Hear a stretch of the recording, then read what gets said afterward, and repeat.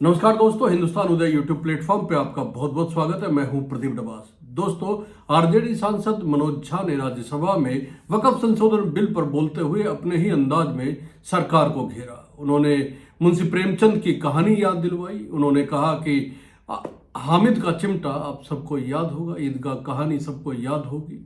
आप माहौल को बिगाड़ने की कोशिश कर रहे हैं। उन्होंने सरकार को लेके कहा, इस बिल को लेके कहा कि इस देश में हिंदुओं को मुसलमानों की आदत है और मुसलमानों को हिंदुओं की आदत है। जैन को बौद्ध की आदत है, बौद्ध को सिख की आदत है और एक दूसरे की आदत सबको बनी रहे, यही इस देश के लिए बेहतर होगा। इतना ही नहीं, उन्होंने कहा कि सब लोग, दोनों पक्ष अपनी तैयारियों के साथ आए हैं। हम गर्दनों के साथ आए हैं और वो आर्यों के साथ आए हैं।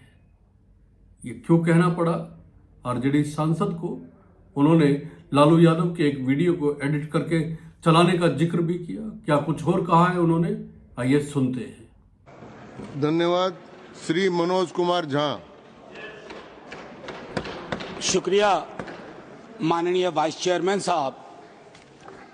सुकून भी है, अच्छे माहौल में बातचीत हो रही है और आप वहां हैं तो आपके पास अग्निशामक यंत्र भी रहता है आग बुझाने के लिए, ये मैंने महसूस किया है।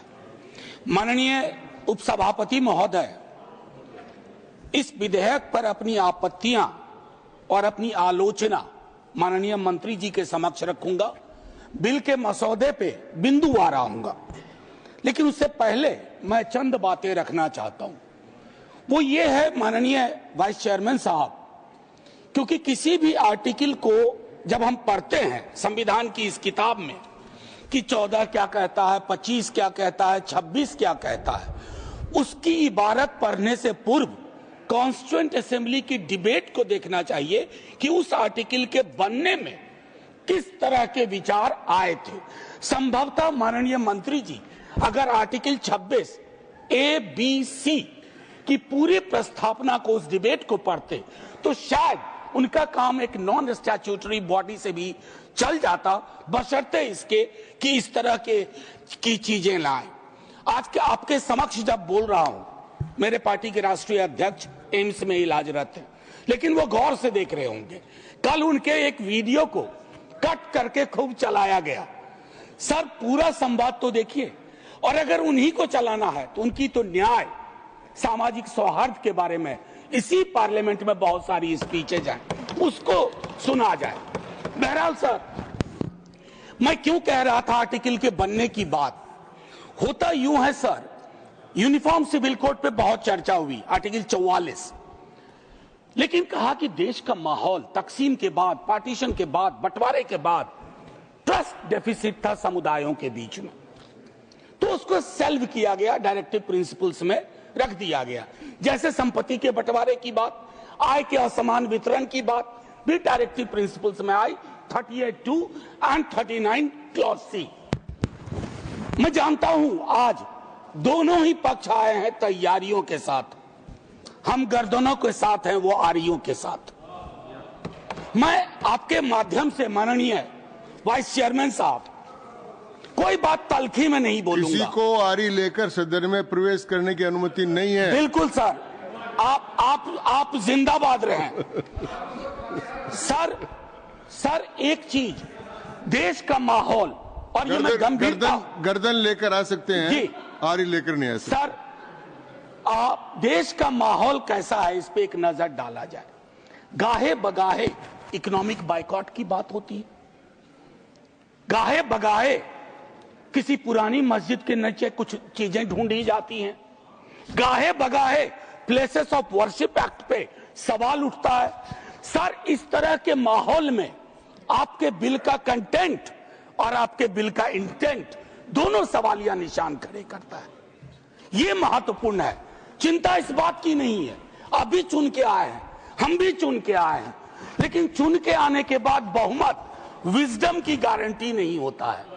आप लोग अक्सर ये सोचते हैं कि बहुत बड़ी बहुमत है तो सारा विजडम आप ही के पास है। सर, माननीय सभापति महोदय, खान पान, वस्त्र, आभूषण, भाषा, इबादत, इतनी तकरार, उसमें क्या होता है ना, एक समुदाय को लग रहा है सर मैं आपके माध्यम से एक चीज कहना चाहता था।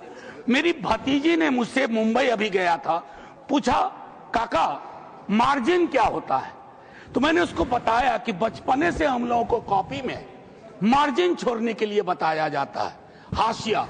सर हमें आदत बन गई है हाशिए पे लोगों को छोड़ने की।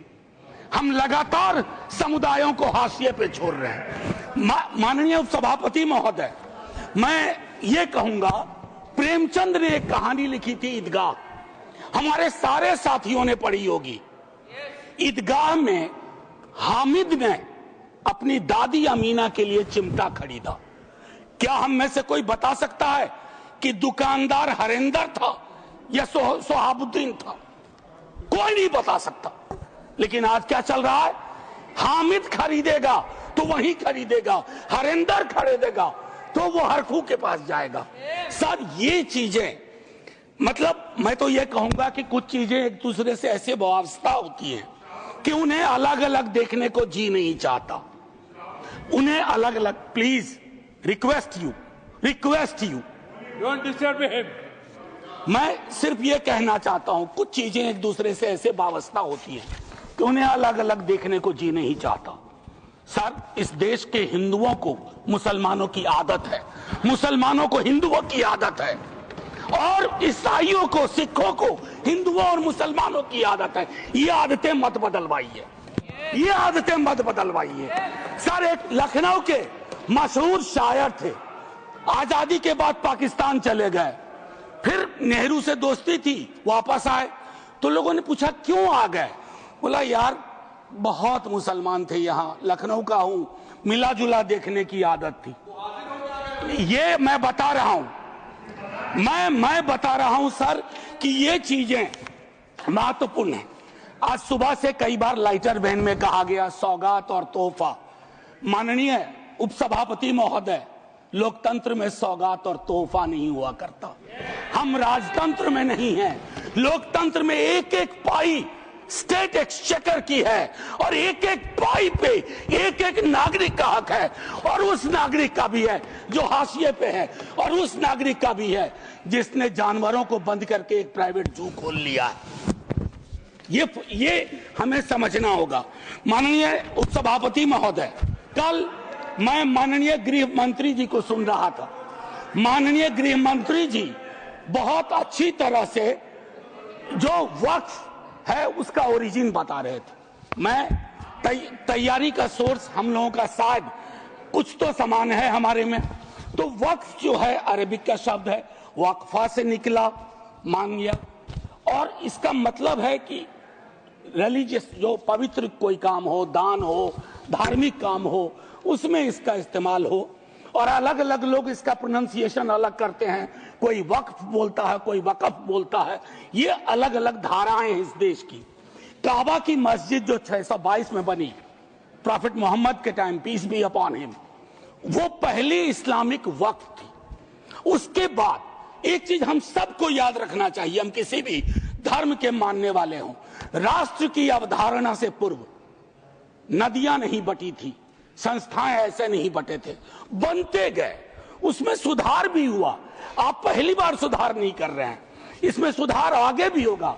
मैंने कहा ना कि दिक्कत होती है कि जब आपका इंटेंट और आपका कंटेंट दोनों मैच करता है तो डर लगता है, क्योंकि उस समुदाय के बारे में मैं एक बात जरूर कहूंगा। इस बिल को, चूंकि बिल के कुछ बिंदुओं पे आऊं उससे पहले, बाबा साहब भीमराव अंबेडकर को इन्वोक किया गया, और मैं चाहूंगा बाबा साहब भीमराव अंबेडकर, उन्होंने एक लाइन कही थी, उसको बार बार पढ़िए, democracy is incompatible in inconsistent with isolation and excluding minority communities.